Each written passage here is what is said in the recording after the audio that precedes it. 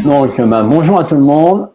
Et comme je le dis à chaque fois, bonjour à l'artiste de ta vie, puisque tu es l'artiste de ta vie dans les décisions que tu prends. Aujourd'hui, j'ai l'honneur de recevoir Eddy Francis. Mais avant, je vais prendre le temps de faire ce que j'oublie souvent, de essayer de me présenter. Donc, je m'appelle Patrice Renez et en fait, je suis aujourd'hui coach dans l'art de vivre sa sensibilité. Et j'accompagne en fait des adultes principalement qui sont bloqués par cette peur du regard des autres, cette grande peur que l'on a tous un peu, et je les accompagne justement à prendre conscience de leurs propres valeurs, à développer leur estime de soi en utilisant la force de leur sensibilité. Et aujourd'hui, dans le cadre des émotions, je reçois Eddy. Mais là, je voudrais quand même que si tu m'écoutes en ce moment, que tu nous dises si le son est OK, si tout se passe bien, si tout est OK pour toi, parce que pour nous, c'est bon. Donc, n'hésite pas à nous faire parvenir tes questions en live, en direct.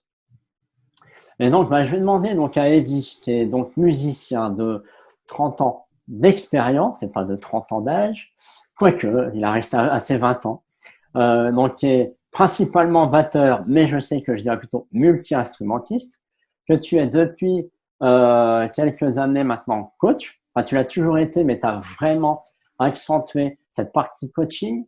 Mais ce qui fait ta particularité, et c'est ça que j'adore, c'est que finalement, tu ne coaches pas que des musiciens. On va le voir après. Donc, qu'est-ce que tu pourrais nous donner comme ligne principale de qui est Eddy aujourd'hui? Hello everyone, salut tout le monde. Je suis très heureux d'être là, camarade Patrice. Ça me fait très plaisir. Merci beaucoup de m'inviter. Et écoute, alors je donne quelle réponse La réponse ce que disent mes clients peut-être.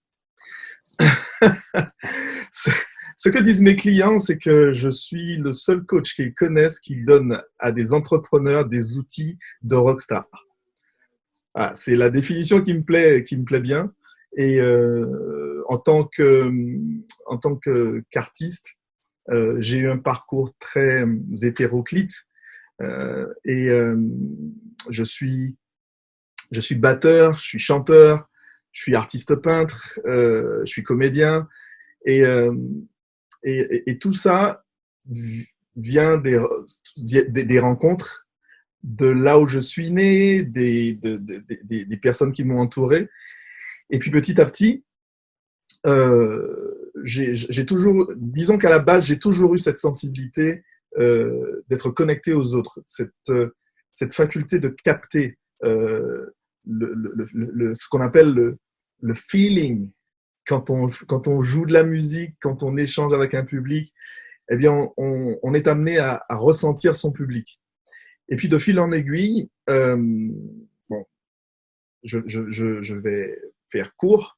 De fil en aiguille, j'ai créé mon propre groupe. Et pour ça, j'ai eu un problème. C'est-à-dire que je me suis dit, je vais chanter ou je vais jouer de la batterie. Qu'est-ce que je vais devoir faire? Et, et donc, comme je chantonnais souvent quand j'accompagnais des personnes, je faisais les chœurs à la batterie. Eh bien, un jour dans le groupe dans lequel je jouais, on m'a demandé de chanter une chanson en solo. Et de là, on m'a dit, mais pourquoi est-ce que tu ne chanterais pas des leads? Pourquoi est-ce que tu ne serais pas un chanteur leader? Là, j'ai arrêté la batterie pendant 1 an. Je me suis consacré au chant, à l'art de parler dans un micro, seul, sans son instrument, en public. J'ai pris 1 an pour faire ça. Et ensuite, je suis retourné à l'instrument et là, je suis devenu un batteur-chanteur. C'est-à-dire que je chante simultanément. Ouais. Et c'est de là qu'est né mon groupe. D'accord. Je t'interromps là parce que finalement, pour avoir un petit peu fait de la batterie à mon niveau de très très débutant, Oui. c'est déjà je me souviens que c'est déjà extrêmement pas compliqué, mais ça nécessite tellement de concentration sur tes deux mains, tes deux pieds, ton rythme, les breaks, etc. Moi aujourd'hui, à mon niveau de batteur, je ne m'imagine pas du tout chanter en même temps. Chanter en Alors là, plus. tu rajoutes un niveau de complexité grave, quoi. Donc, bravo pour ça, quoi. Écoute, c'est le cinquième membre. Avec les quatre membres, on rajoute un cinquième. Et c'est tellement, comment dire, c'est tellement joyeux, en fait. Parce que j'ai eu une chance quand j'ai commencé la batterie. Parce qu'au départ, je voulais être bassiste. Je voulais jouer de cet instrument-là. Je voulais jouer de la basse. Et premier cours de basse, le professeur, il a dit qui a une basse dans la salle? Moi, j'avais mon beau-père avait une basse, donc je lève la main. Et ensuite, il dit qui sait lire en clé de fa? Et là, je savais pas du tout lire la musique, quoi. Et là, il a dit tous ceux qui n'ont pas de basse et tous ceux qui ne savent pas lire en clé de fa, dehors. Voilà mon premier cours de basse. Il s'est arrêté là. Ça a été le premier et le dernier cours. Et en descendant les escaliers, j'entends à travers les murs une classe de batterie et ça jouait super en rythme et on avait l'impression qu'ils étaient plusieurs à jouer les mêmes choses. Et donc j'ai entrebâillé la porte et là le prof m'a vu à travers et il m'a fait un signe comme ça. Voilà comment je suis devenu batteur. Juste un signe. Et la particularité de ce cours, c'est que ce professeur nous apprenait à jouer et à lire en même temps. D'accord. Et très souvent, il chantait ce qu'il écrivait. De là, ça m'a donné cette espèce de motilité, cette mobilité, tout en essayant tout en comprenant, en lisant la musique et en comprenant mentalement ce que je faisais.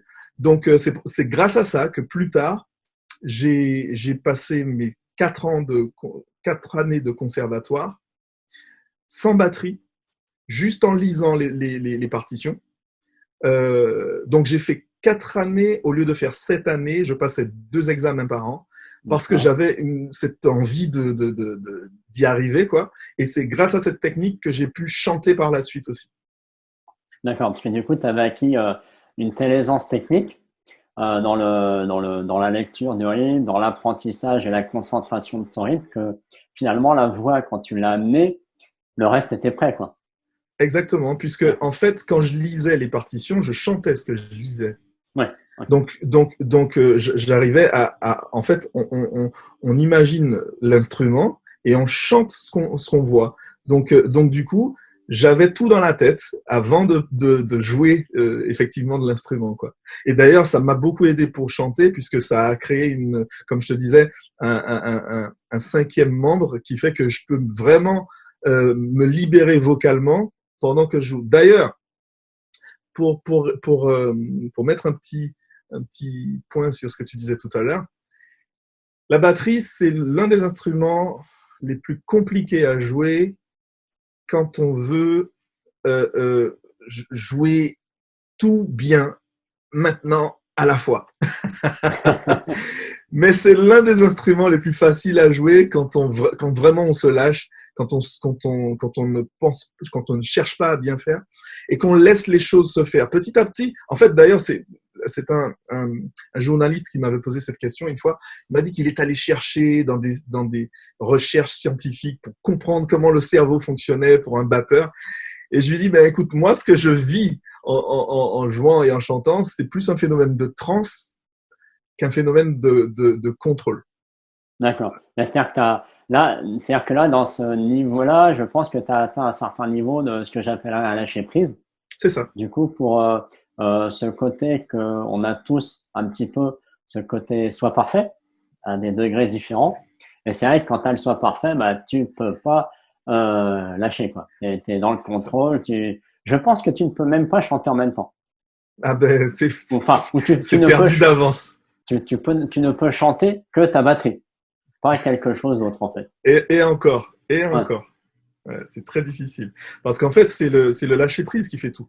D'ailleurs, dans ma manière de coacher, que ce soit pour le chant, la batterie, et même quand je coach pour des entrepreneurs et même des conférenciers, je leur demande, par exemple, voilà, tu vas faire ton entrée sur scène et au lieu de penser à ce que tu vas dire, pense à ton pied gauche. Qu'est-ce que tu ressens au niveau de ton pied gauche quand tu marches comme ça, juste d'entrer sur scène?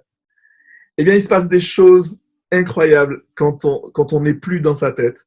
Il y a un lâcher-prise qui se fait et qui fait que, boum, je pensais à mes hanches, ou je pensais à mes épaules, ou je pensais à mes jambes. Eh bien, waouh, tout de suite, il y a de l'incarnation qui se fait. Ce qu'on appelle, en développant tout ça, ce qu'on appellera le charisme plus tard. Mais c'est ça, l'idée, c'est ça, c'est que ce soit pour la batterie ou autre chose, j'essaye de lâcher prise sur le résultat. Et j'essaie tout le temps de revenir à maintenant, ici, maintenant. Et je te rejoins vraiment. Ça, c'est une super clé que tu viens de passer là, le fait de dire quand tu rentres en scène, quelle que soit ta scène, en fait, même une réunion, de dire Absolument. qu'est-ce que je ressens en avançant mon pied gauche dans le premier pied gauche dans cette salle ou sur cette scène. Et ça, forcément, ça me ramène à mon histoire parce que moi, j'étais grand timide, introverti, grand timide. Parler en public pendant une époque, c'était même pas la peine. Et les quelques fois où je le faisais, des fois j'étais obligé parce qu'à une époque j'étais responsable de service, il fallait animer des réunions, et je ressortais de là, mais j'étais en sueur comme si j'avais fait un marathon physique, quoi. Et en fait, j'ai compris plus tard, qu'est-ce qui se passait, c'est que j'avais tellement peur du regard des autres, mais cette peur, c'est ce que tu me dis d'une autre façon, c'est que j'étais tellement focalisé sur moi, c'est ça. plutôt que après c'est ce que j'ai inversé, c'est de dire t'es là pour donner un message, quelle que soit ce soit une réunion de service, une chanson, une prière, enfin n'importe quoi que tu fais avec les autres, bah c'est qu'est-ce que tu veux amener dans ton message, peu importe le résultat. Toi, tu as un message à délivrer. C'est une chanson, bah, tu vas peut-être avoir du texte, des émotions, on va parler après de ça. Et c'est moi, c'est ce que je fais dans les conférences que je fais maintenant.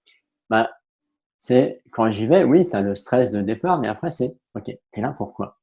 Voilà. Qu'est-ce que tu veux? Quels sont les 2-3 trucs que les personnes qui sont là repartent avec de façon à que déjà ils puissent transformer un petit peu leur vie, voire plus. Et donc ça, c'est vrai que cette histoire de pièce est géniale, quoi. Bravo merci pour ce partage-là. Je t'en prie. Parce que très souvent, on oublie pourquoi on fait les choses, en fait. Et c'est vrai que revenir à ça, ça aide beaucoup. En fait, pourquoi tu montes sur une scène? Pourquoi tu es conférencier? Qu'est-ce qui te pousse à faire ça? Et quelle expérience tu veux faire vivre aux gens qui sont dans la salle? On oublie toujours que et souvent, nous les artistes aussi, hein, on veut tous avoir une salle pleine, n'est-ce pas? À qui le dis-tu? Voilà. Mais quand on s'apprête à rentrer sur scène, on revient qu'à nous. On pense qu'à nous. Ah, je suis mal. Ah, ça va pas. Oh, je suis crispé. Oh là là. J'ai envie de repartir. Je veux plus le faire. Je veux plus le faire. Et les gens qui sont dans la salle, alors? Il y a des gens qui ont pris leur billet depuis des mois.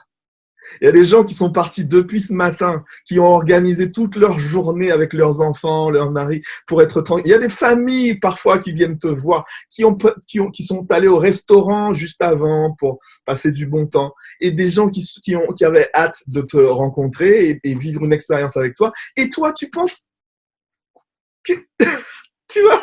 Donc c'est vrai que c'est important de revenir à l'essentiel, en fait. Pourquoi on fait ça? Qu'est-ce qu'on veut faire vivre aux gens, et ne pas oublier que les personnes ont pris sur eux pour être là, quoi. C'est vrai que moi, je me souviens, une des premières conférences que j'ai fait, j'ai eu une personne qui arrivait 5 minutes après le début. Et c'est vrai que il y a eu une fraction de seconde où je me suis dit, mais je la fais ou pas cette conférence? Ben, je me suis dit exactement ce que tu disais. Mais non, t'as préparé ton truc. Et là, tu as une opportunité en or, tu as une personne qui a pris du temps, qui a planifié de venir là, il n'y en a qu'une, tu l'as fait, tu fais ta conférence comme si la salle était remplie, quoi, peu importe le nombre. Absolument. Et du coup, bah, ça a créé un superbe échange puisque du coup, la personne était toute seule. Bah, on a même pu travailler un petit peu en coaching, on a pu faire des choses que j'aurais pas fait si on était salle compte parce que tu peux pas forcément, quoi. Et donc, c'est ça qui est extraordinaire, c'est le pouvoir finalement de dépasser ses peurs et d'aller dans justement qu'est-ce que tu veux proposer. Et je vais recentrer un peu le débat par rapport au sujet qui est justement oser la voix de ses émotions. Donc la voix VOIX, ça j'avais fait exprès de la mettre dans ce sens-là. C'est par rapport à ton expérience de batteur-chanteur. Qu'est-ce que t'as apporté le fait d'ajouter du chant sur ton jeu de batterie? Qu'est-ce que ça m'a apporté? Oui. Alors, la première chose, c'est qu'en fait, au tout début, j'ai eu comme une espèce de choc révélateur. Justement, on parlait à l'instant de pourquoi on fait les choses. Et je me suis dit, mais pourquoi est-ce que je joue de la batterie? Pourquoi est-ce que je veux chanter en plus? C'est déjà assez compliqué comme ça. Eh bien, parce qu'en fait, je veux, et je voulais à l'époque, et je veux encore aujourd'hui, faire passer mon message. Je veux faire passer un message. Je veux inspirer les gens à faire de même. Et si toi, c'est le saxophone, et si toi, c'est le piano, et si toi, c'est le chant, j'ai envie que tu te prennes en main, que tu te dises, voilà, je vais y aller, je vais le faire, ce truc-là, parce que ça me fait du bien. Et d'ailleurs, ça m'a amené à une deuxième chose, c'est que c'est la notion, le côté primordial de la chose, parce que pour communiquer, l'homme a d'abord eu la voix. Okay, on oublie souvent nos fameuses onomatopées. Oh, hey, ah, on oublie ça parce que ça nous a aidé à communiquer hein, à une époque. Okay, et puis on oublie aussi qu'on a tapé sur des cailloux, sur des pots, on a tapé sur des troncs d'arbres pour communiquer à des distances incroyables. Parce qu'on se mettait sur des collines et on faisait passer un message en tapant sur des tambours, en tapant sur des bouts de bois pour faire passer un message. Et ça m'a frappé. Et là, j'ai compris que je pratiquais deux arts primordiaux, fondamentaux pour communiquer mon message. Donc, c'est un élément qui m'a donné de la puissance pendant ma carrière, qui fait que voilà, j'ai développé ça de plus en plus, quoi. Ouais, super, ok. D'accord. Et du coup, quand on chante, en fait, moi j'ai repéré, moi qui me suis ouvert beaucoup aux émotions, surtout depuis qu'on s'est rencontrés, je crois que c'était en 2013, par là, 2014, je sais plus exactement. Euh, il y a un truc qui me fascine en fait, c'est que tu prends une même chanson, un même texte. C'est toujours impressionnant de voir que finalement, tu vas avoir des interprètes que tu vas, en fait, tu vas l'écouter, voilà, c'est tout. Et puis, à d'autres interprètes, tu vas te coacher, tu vas ressentir une émotion. Finalement, qu'est-ce qui fait la différence chez le chanteur pour que toi, tu ressentes ces choses différemment? Yes. Alors, c'est ce qu'on appelle l'interprétation. D'abord, tu ne parles pas de la même manière à ta femme qu'à ton fils. Tu n'utilises pas la même voix, tu n'utilises pas la même tessiture. Quand tu parles à ta femme, peut-être que « Oh, ma chérie, tu vois, tu as une voix comme ça. » Et quand tu parles à ton enfant, en plus, tout dépend de ce qu'il a fait. Oui. Ah, c'est pas sage, tu vois, ou tu vas parler comme ça. « Oh, alors, mon petit, viens voir papa, tu vois. » Et tu ne parles pas de la même manière à ton patron. Je viens demander une augmentation, tu vois. Tu ne parles pas de la même manière à ton banquier. Donc, tout ça, c'est déjà de l'interprétation, en fait. Donc, on revient à la notion d'intention. Et du coup, ça ne se fait pas comme ça, en fait. Ça se travaille. Donc, bien sûr, je peux faire passer un message. Il y a des personnes qui me disent, mais Eddy, je dois faire une conférence et mon sujet, c'est la crypto-monnaie. Comment est-ce que tu veux que je fasse vibrer les gens avec ça? Ou alors, moi, je suis comptable et je dois annoncer au bureau à tous les employés quel chiffre d'affaires on a fait cette année et les résultats sont down. Comment je fais pour amuser la galerie? Donc, c'est difficile. Oui, bien sûr, mais il y a toujours une manière intéressante de raconter une histoire. Et c'est là où le travail commence. C'est-à-dire que très souvent, comme on disait pareil pour la batterie tout à l'heure, eh bien, on a tendance à rester dans notre tête. Eh bien, au bout d'un moment, le travail consiste à descendre un peu plus bas, aller dans le cœur. Et là, on va aller plus deep encore. C'est-à-dire que quand on descend encore dans le ventre, là, on entre vraiment dans le charisme, dans le truc où, voilà, j'assume ce que je dis, ce que je pense, pardon, ce qui sort de ma bouche, ce que je dis, ce que je ressens, je le vis maintenant. Et là, ça change tout. Parce que, bien sûr, je peux dire, je t'aime. Je peux dire, ouais, je t'aime. Et puis je peux dire, je t'aime. Ce sont les mêmes mots, mais pas la même interprétation, pas la même intention, et j'ai pas utilisé les mêmes endroits, tu vois. Ouais. Voilà, donc c'est ça l'idée. Il faut incarner son message à un moment donné, pas juste rester là ou là ou là. Voilà. Ok, merci pour ça. Et c'est vrai que moi, je m'aperçois aussi que tout le monde dit ce qu'il pense, d'accord? Mais peu de gens disent ce qu'ils ressentent, finalement. Parce que donner ses émotions, dire ses émotions, ben, on rentre un peu dans l'intime, même s'il n'y a pas forcément d'intimité, mais on rentre dans quelque chose qui est propre, dans quelque chose qui est soi, dans quelque chose qui est, on veut tous être authentiques, mais finalement, qui fait le pas? Qui ose faire le pas d'aller vers son authenticité, en fait? Tout le monde veut aller au paradis, mais personne ne veut mourir. Ouais, c'est ça. Hein. Et c'est vrai aussi que, d'après les études qui ont été menées, les gens ont plus peur de parler en public que de mourir. Donc ça veut dire que les gens préfèrent être dans leur cercueil à leur enterrement que d'être à la place du prêtre qui va faire le discours. Donc c'est fou quand on y pense. Mais en réalité, il y a une grande peur derrière ça.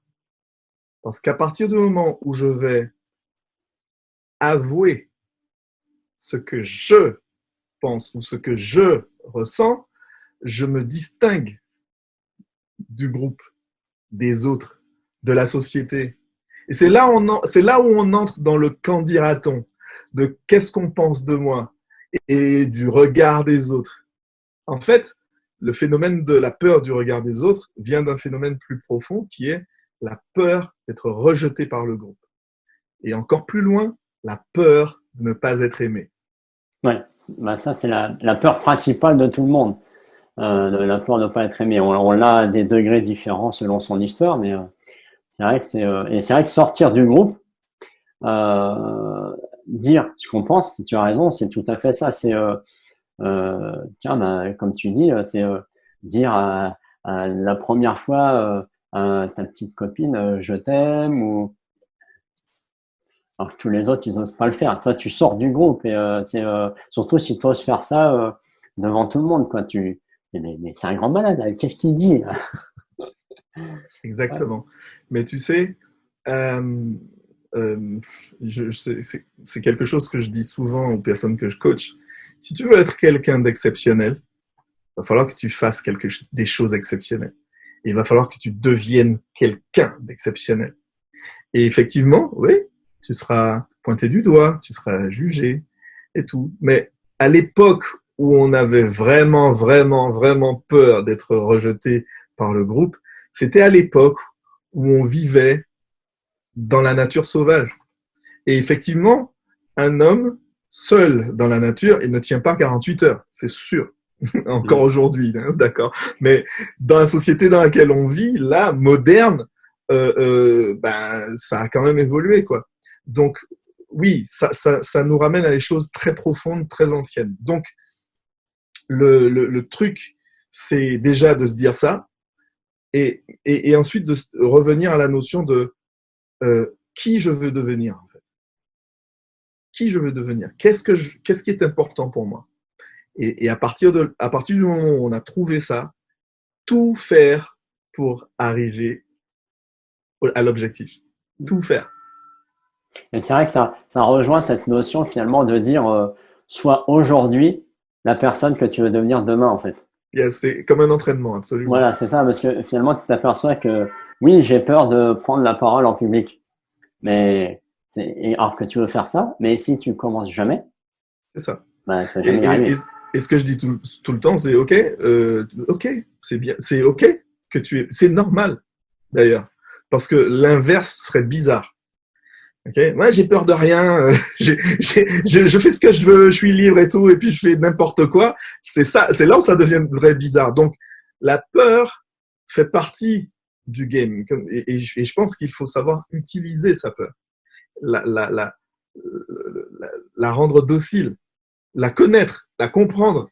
Parce que si, heureusement qu'on a la peur, parce que franchement, si on n'avait pas la peur, c'est un peu comme la douleur. Heureusement qu'on a la douleur, parce que si je pouvais m'arracher un bras sans rien ressentir, on pourrait s'arracher un bras, s'arracher les ongles, s'ouvrir le ventre, puisqu'il n'y a pas de douleur. Donc, ce serait Mhm. bizarre.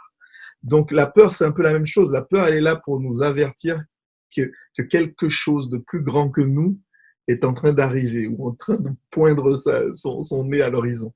Donc, l'idée, c'est que c'est OK, j'ai peur, je reconnais cette peur-là, et maintenant, qu'est-ce que je vais faire? Qu'est-ce que je vais faire à propos de ça? Eh bien, je vais me documenter, je vais me former, je vais prendre un coach, je vais m'entraîner. Parce que quand j'ai, OK, c'est une chose d'avoir les outils, mais c'est autre chose de les travailler, de les développer. C'est comme jouer d'un instrument. Hein. Un musicien, un artiste au sens général, c'est d'abord un technicien, quoi. Donc, c'est pas parce qu'on a des doigts et qu'on peut les bouger qu'on sait jouer du piano. Hein. OK? Donc, et c'est pareil pour la voix. Ce n'est pas parce que je sais parler, j'ai une voix que je suis chanteur. Et donc, c'est ça l'idée. C'est qu'à un moment donné, se former, avoir les outils, les travailler pour ensuite, voilà, la peur, elle s'apprivoise. Et là, je peux avancer un peu plus sur le chemin. D'accord. Alors, et justement, merci pour ça, et justement pour avancer vers le chemin de ces émotions. Mmh. Parce que je sais qu'il y a des personnes qui naturellement vont chanter déjà avec un peu d'émotion, mais il y en a pas du tout. Et du coup, comment tu fais, sans rentrer dans le détail de ton programme, mais quels sont voilà, les points peut-être principaux, les trois, quatre points principaux qui te permettent à quelqu'un qui va te voir, qui chante déjà, par exemple, donc qui a déjà un peu une maîtrise primaire de sa voix, mais euh, qui n'attire personne parce que il est peut-être trop centré sur lui, comme on parlait tout à l'heure, il a trop peur et du coup, bah, cette peur le laisse là. Et du coup, il faut descendre dans le cœur et dans les tripes, comme tu disais tout à l'heure. Quels sont, toi, quel est ton, voilà, dans les trois, quatre points principaux, si tu as à dire ça comme ça, pour permettre à quelqu'un qui vient te voir de lui apprendre à descendre dans ses émotions. OK, première chose, qui es-tu? C'est Ok. une vraie question. Qui es-tu? Et le fait de savoir qui on est, eh bien, ça clarifie déjà plein de choses. Ça veut dire qu'est-ce que tu aimes faire, qu'est-ce que tu n'aimes pas faire, quels sont tes goûts, tu vois, ce sont des choses qui nous permettent d'aller vraiment au fond de la question principale, quoi. Qui es-tu? Deuxième chose, euh, euh, qu'est-ce, qu'est-ce que qui tu veux devenir, qui tu veux devenir. Si tu veux devenir, d'accord. Quelle est la perception que tu as de la personne que tu deviendras plus tard? Est-ce que tu veux être, avoir énormément de succès, c'est-à-dire avoir plein de gens qui t'écoutent dans le monde entier? Ou est-ce que le succès pour toi, c'est autre chose? Est-ce que c'est la réussite personnelle? Ou alors la reconnaissance de tes pairs? P-A-I-R-S. Donc, la définition du succès change en fonction des gens, Ouais, de chacun. Hein. de chacun. Donc, ça, déjà, à la base, c'est super important. Et ensuite, je vais donner des outils. D'abord, je commence par expliquer ce qui se passe. Si on parle de la voix, j'explique toute la machine, comment ça fonctionne. On parle de diaphragme, de l'air qui rentre dans les poumons, de toute la partie larynx, pharynx, la bouche, les lèvres, la langue, très important. Et puis, on va commencer à expérimenter des choses. On va travailler ces choses-là. Donc, la base, c'est la gestion de l'air, évidemment, si on parle de la voix. Eh bien, on va commencer par respirer en qualité, savoir à quel point c'est important de gérer les côtes flottantes, de se tenir droit, de vraiment sentir la différence qu'il y a entre je bouge mon corps et je bouge juste mon bassin. et je bouge juste mon torse, ou alors je bouge les épaules avec. Enfin, tout ça, ça permet de voir que, tiens, en fait, je respirais tellement mal avant que je ne me rendais pas compte que je me tenais comme ça. Ou que je me tenais comme ça, avec le plexus rentré. Donc, le fait de faire les exercices, boum, il va y avoir un impact sur la posture, sur le corps. Ensuite, quand je respire bien et que je sais utiliser mes cordes vocales, il y a un son qui sort. Ce son-là, est-ce que je l'aime ? Est-ce qu'il me fait peur ? Est-ce qu'il me remplit de joie ou alors est-ce qu'il m'émeut ? Plein de gens sortent de mes cours en larmes parce qu'ils sont tellement émus du son qu'ils ont entendu que ça les fait pleurer. Il y en a d'autres qui sont super contents, qui sont pleins d'énergie et leur cours de chant, ça devient primordial pour eux parce que c'est comme des retrouvailles. C'est comme si on se reprenait soi-même ou son enfant intérieur dans les bras. Et ça crée une connexion très, très forte avec soi qui fait qu'on est beaucoup plus aligné, beaucoup plus serein et beaucoup plus courageux pour aller se présenter parce qu'on se donne aussi, physiquement, quand on entre sur scène. Donc tout ça, ça fait partie. Ce sont des choses très, très importantes pour ensuite entrer dans la musicalité. Et je travaille ça même avec les conférenciers. Il y a une musicalité dans la façon de parler de chacun. Il y a un rythme dans la façon de parler de chacun. Et comme je disais tout à l'heure, on va aller vers l'expression, l'interprétation, l'incarnation du message. Est-ce que ça reste dans la tête ? Est-ce que ça passe dans le cœur ? Est-ce que tu vas dans le ventre ? Est-ce que tu arrives à faire les trois en même temps ? Voilà. C'est un peu en version courte, la progression du travail que je fais. D'accord. Donc, si je reprends, donc pour vous résumer, donc c'est déjà la première question, c'est répondre à qui es-tu.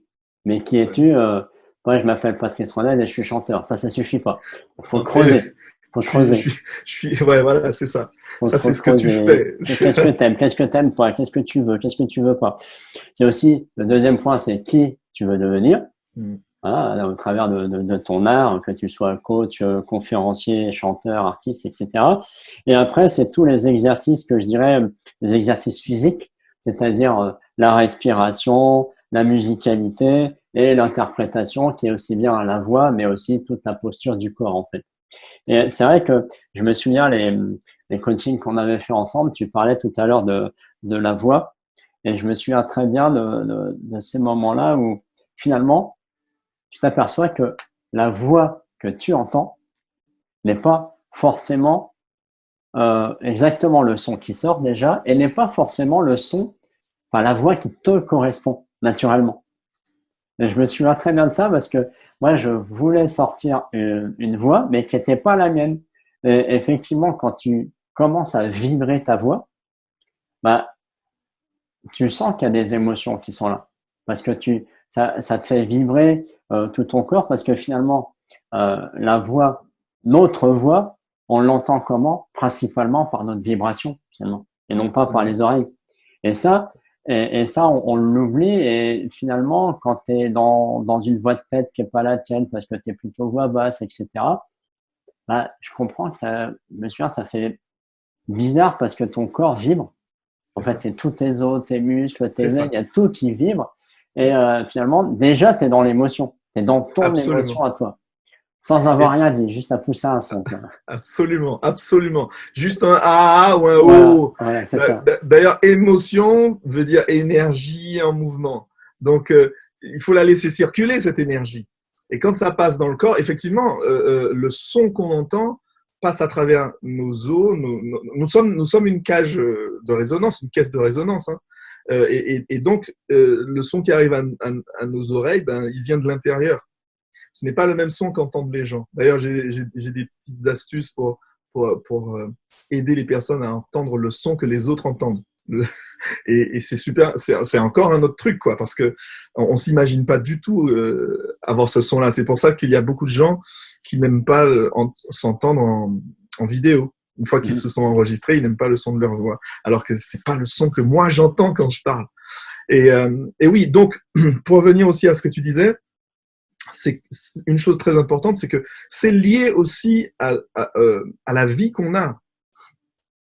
Si dans ma vie, je suis quelqu'un de très stressé, de très tendu, eh bien, j'aurai un son comme ça, j'aurai un son tendu. Et puis, très souvent, je vais faire des... Parce qu'il y a tellement de choses qui se passent ici que j'ai besoin de... à chaque fois pour... Et si on respire mal, pareil, mes phrases seront courtes. Donc, comme mes phrases sont courtes, alors je prends de l'air tout le temps ou alors je parle très vite pour me faire comprendre rapidement. Et tout ça s'accumule.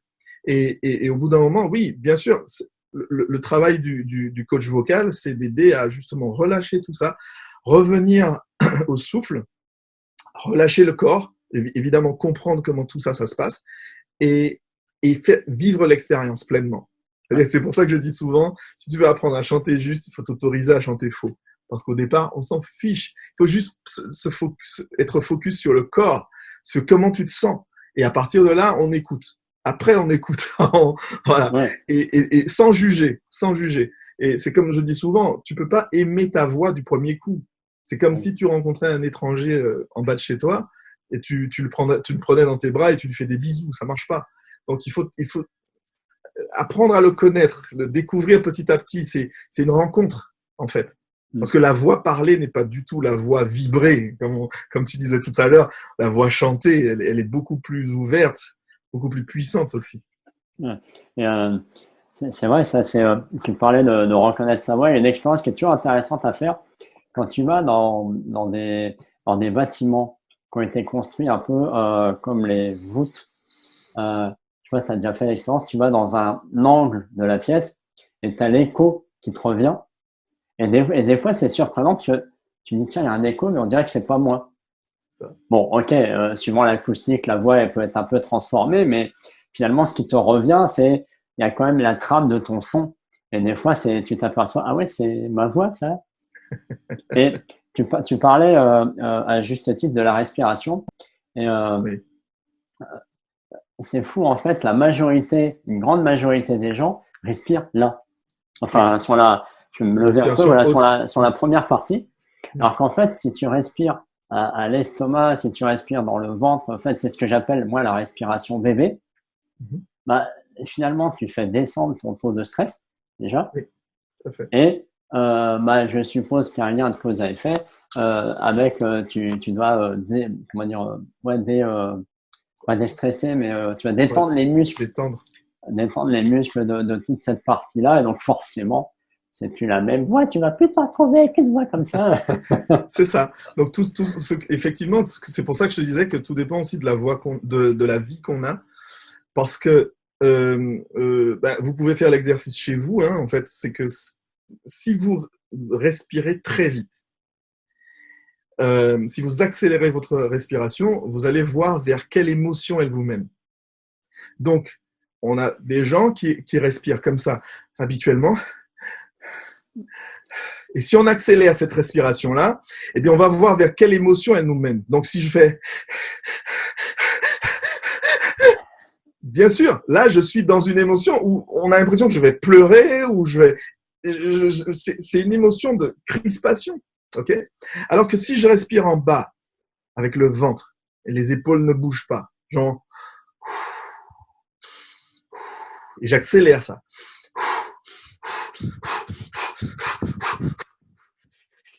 Là, c'est notre énergie Là, on voit plus de la détermination, de la puissance, quelqu'un de plus posé et tout. Donc, c'est ça l'histoire. C'est qu'en fait, on veut aller plus dans cette direction-là que dans l'autre qui nous mène vers quelque chose de plus stressé, quoi. Donc, oui, c'est très, très, très important de considérer que le corps capte tout et ça s'imprègne.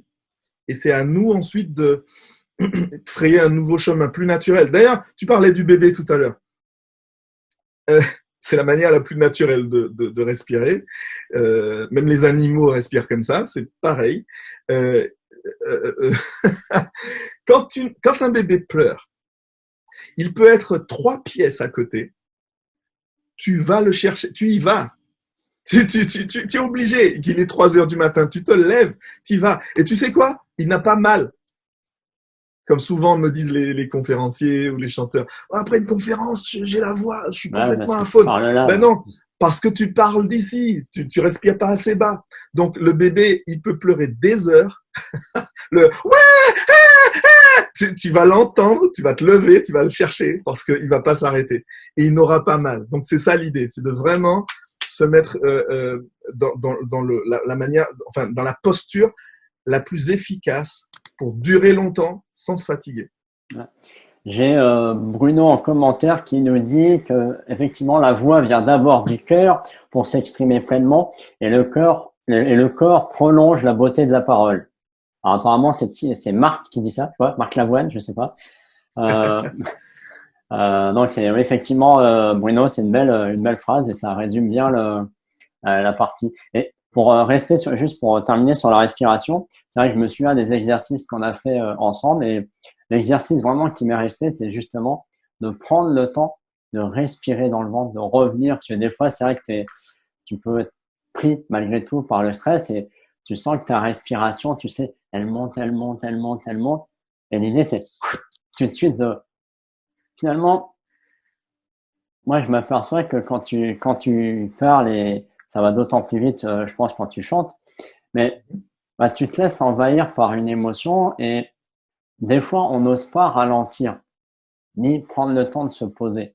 Alors qu'en fait, de prendre 3-4 respirations, ça te permet de te réancrer et de repartir. Alors, en chanson, ça va être un peu plus technique parce que tu peux pas arrêter ton flot de parole. Il y a un rythme à tenir, il y a une hauteur de note, mais je pense qu'il y a des techniques pour ça. Absolument.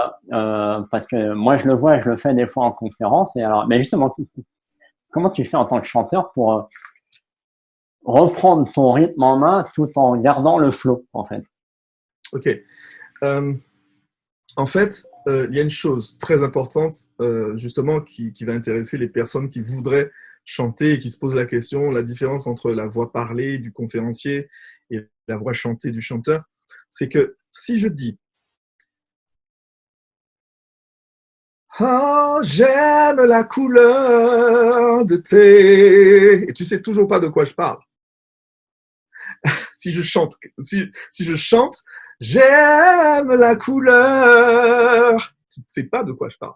Alors que si je dis j'aime la couleur de tes yeux ou j'aime la couleur de ta chemise, là tout de suite, en un temps très très bref, tu sais tout de suite de quoi je parle. Ok? Donc, ça veut dire quoi? Ça veut dire que quand je vais tenir la note pendant un long moment, je dois assumer tout ce que je dis. D'accord. Okay? Ouais. Donc je dois le vivre déjà, alors que le public ne sait pas encore de quoi je parle, mais je suis déjà dedans. Okay? Donc ça veut dire que physiquement, techniquement et émotionnellement, je dois assumer mon message. Et c'est pour ça que justement, le conférencier ou le chanteur qui ne touche personne, ben il reste là, il fait passer juste le message, les informations. Alors que le conférencier qui va assumer son message, il va oser faire des pauses. Il va oser monter la tonalité de sa voix et la redescendre pour captiver son public. Il va intégrer il va mettre son corps aussi dans le game pour faire vibrer les gens. Parce que le corps, on le sait, hein, des cellules miroirs.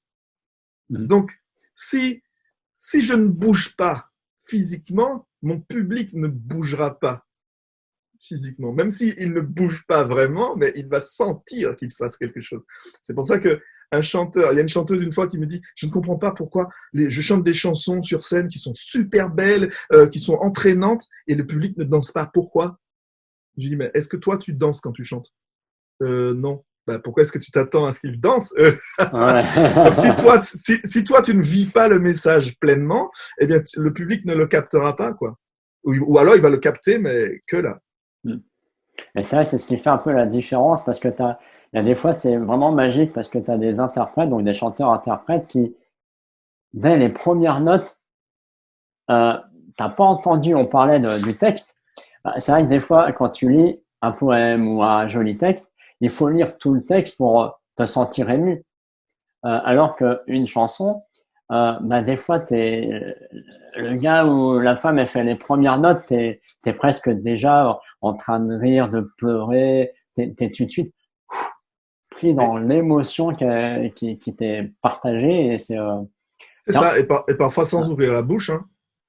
Il y a des gens, ça nous arrive à tous, hein, des personnes qui entrent dans la pièce. Une personne entre dans la pièce, elle crée une énergie. Ah, je la sens pas celle-là. Ouais. Ou alors oui, je me sens bien avec lui. J'aimerais bien le rencontrer et faire sa connaissance. Parce qu'il y a une énergie qui se dégage. Donc là encore, ça passe par qui tu es, comment tu es, quoi, comment tu vibres. Ok, merci pour ça. Alors, là, on a parlé beaucoup des chanteurs et je sais que depuis 2 ans, il me semble, tu es vraiment aussi sur l'accompagnement de toutes les personnes de façon large qui utilisent leur voix. Donc, principalement en conférence, donc que tu sois coach, patron, conférencier, que tu sois amené. Finalement, qu'est-ce qui t'a amené à mettre en place un programme d'accompagnement pour ces gens-là? Alors, en fait, comme tu le sais, j'ai créé une école qui s'appelle Racine des Arts. Et le but de cette école, c'est de réveiller l'artiste qui sommeille au fond de chacun.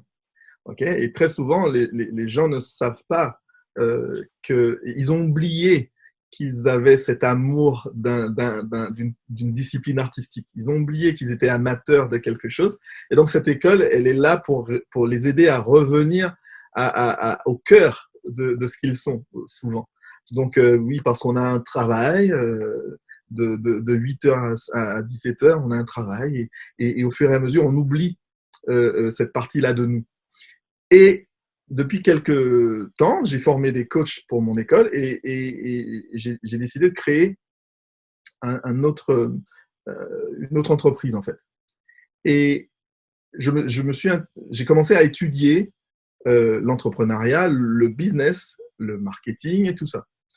Et étant dans des sphères où je rencontre beaucoup d'entrepreneurs et des gens qui sont à un haut niveau dans le business, je les ai observés et j'ai constaté que très souvent, ce sont des gens extraordinaires qui apportent des solutions extraordinaires aux gens, qui créent des produits, qui créent des offres, des solutions super. Mais dès qu'on leur demande de parler de leurs produits, de leur offre, boum, il y a une baisse d'énergie. Boum, je peux pas parler dans un micro, je sais pas faire ça. Ou alors mon corps commence à se crisper. J'ai du mal à respirer et tout. Je me suis dit, mais il faut les aider, ces gens-là. C'est dommage d'avoir un business aussi intéressant et d'en parler aussi mal, quoi, dans le sens où on a l'impression que tu ne l'assumes pas, ton business. Donc, du coup, les aider ça m'est venu tout de suite. Je me suis dit, il faut les aider, il faut leur donner des outils pour ça. Et donc, aujourd'hui, les entrepreneurs, les chefs d'entreprise, les conférenciers aussi, viennent me voir pour les aider à incarner leur message. Et là, c'est là où on revient au pourquoi. Et du coup, ce que je constate, c'est que dans l'un de mes programmes qui s'appelle la résidence des conférenciers, eh bien, ce qui se passe, c'est un programme sur 3 mois. Et ce programme-là, je m'aperçois que de mois en mois, de semaine en semaine, le fait de travailler sur leurs conférences, parce que ce sont des conférences signatures, c'est-à-dire adaptées à la personne, eh bien, ça se réaligne au niveau du business. Ça se réaligne dans leur famille, ça se réaligne dans leur corps, dans leur manière d'être et tout. Et ce qui fait que 3 mois plus tard, j'ai des conférenciers de dingue parce que ils ont appris à se connaître, ils ont appris des techniques, ils ont appris à écrire leurs conférences et ils ont appris à être libre devant un public, quoi, à se lâcher. Et du coup, c'est très gratifiant pour moi parce que ils arrivent au final à s'exprimer sur une scène et à avoir des résultats de rockstar. C'est-à-dire que les gens viennent vers eux pour leur demander leurs produits, pour leur demander de travailler avec eux. C'est-à-dire qu'ils ne sont plus là en train de courir après les clients, ce sont les clients qui viennent vers eux, comme des fans pour un chanteur qui descend de scène, quoi. Ok. Et donc tu as eu l'idée de créer donc la résidence des conférenciers. Et donc, si à qui donc tu parlais de, je dirais, pour qui a ce problème-là en fait? Tu parlais donc de conférenciers, de patrons, mais c'est ta population pour l'instant, c'est plus quoi en fait, de participants? Alors j'ai de tout en fait. Il y a j'ai une femme qui est entrepreneur, qui est artiste peintre. J'ai une personne qui est je travaille aussi avec une personne qui est avocate. Et là aujourd'hui, on est en train de réaliser son premier album. J'ai des personnes qui sont entrepreneurs, mais et qui ont un message à passer, mais qui ne savent pas encore quel est le message, donc ils ont besoin d'aller chercher, parce que c'est un coaching, hein, ce que je propose. Et puis, il y a d'autres personnes qui travaillent dans des sociétés qui me disent, voilà, il dit, j'ai envie d'être plus impactant dans mon travail et être avoir plus de charisme pour que, quand j'ai des clients en face de moi, parce que là aussi, c'est un atout énorme pour la vente. J'ai une cliente qui est coach, qui me disait au bout de son 2e jour de coaching, je crois que c'est au bout de la 5e heure de coaching, qui me disait, et dit, j'avais 2 rendez-vous ce matin, j'ai eu 2 ventes à 6 000 euros. Bim, c'était la première fois qu'elle vendait aussi cher. Et je lui dis, bah, super, bravo. Et comment tu expliques ça? Bah, c'est le travail que tu m'as fait faire sur mon corps hier. C'est dingue. On ne s'imagine pas à quel point le corps, on parle souvent d'expression non verbale, mais on ne s'imagine pas à quel point l'importance que ça a, quoi. Parce que on dit souvent que finalement, il n'y a que 7% des mots qui ont l'impact. Et tout le reste, c'est dans l'énergie, dans le corps. C'est le corps. Donc, la tonalité de la voix. En fait, le contenu, c'est-à-dire les choses que tu vas dire arrivent en dernier. Ce qui arrive en premier, c'est-à-dire au bout de 30 secondes, les gens se sont déjà fait une opinion sur toi. Donc déjà, la manière de te tenir, la manière de te vêtir, la manière de ta démarche, ta manière de respirer, est-ce que tu souris ou pas, est-ce que tu regardes les gens ou tes pieds, tout ça impacte. Et tu as beau dire ouais, mais c'est comme ça que je suis, ben, c'est comme ça que t'aimes, assume ce que les gens vont te renvoyer après. Donc tout ça, ça fait partie du game. Et si tu veux que ça change en face, il va falloir que ça change ici. Ce n'est pas une question de chance, hein. Non. C'est vrai qu'il y a une phrase qu'on entend souvent. Je rebondis sur ce que tu viens de dire. Ouh là là, je sens que tu vas m'énerver. Je sens que tu vas. Bon, d'accord. Non. On va voir. Non. Ah, c'est pas celle-là. C'est vrai qu'on entend souvent. Oui, bah écoute, je suis comme ça et puis c'est tout. Ouais, elle m'énerve aussi celle-là. Ah, j'ai gagné. Ben oui, je suis comme ça, un point c'est tout. Ben tu vas rester comme ça toute ta vie. C'est cool. C'est ok. C'est-à-dire que le problème, c'est quand je veux être comme ça, un point c'est tout, et je veux un résultat différent. C'est là où il est le problème. Si t'es comme ça, un point c'est tout, et que t'as pas de résultat, ou alors pour les entrepreneurs, tu vends zéro, ou pour les hommes ou les femmes qui voudraient être plus attirant. T'as aucune femme ou aucun homme dans ta vie. Et tu te dis, c'est comme ça, un point, c'est tout. Tu vas rester comme ça. Et Parce c'est que tout. c'est un point, c'est tout. Et c'est tout. OK? Donc, c'est comme disait un de mes amis batteurs, un grand batteur français qui disait, si tu travailles dur dans ta cave, tu vas réussir. C'est sûr. Mais dans ta cave. Point. Alors que, donc, si tu ne sors jamais, si tu ne te mets jamais en danger, si tu ne veux pas te transformer, bouger les choses, ça va pas bouger en face. Donc, c'est pour ça que je fais, le coaching que je fais, il est transformationnel.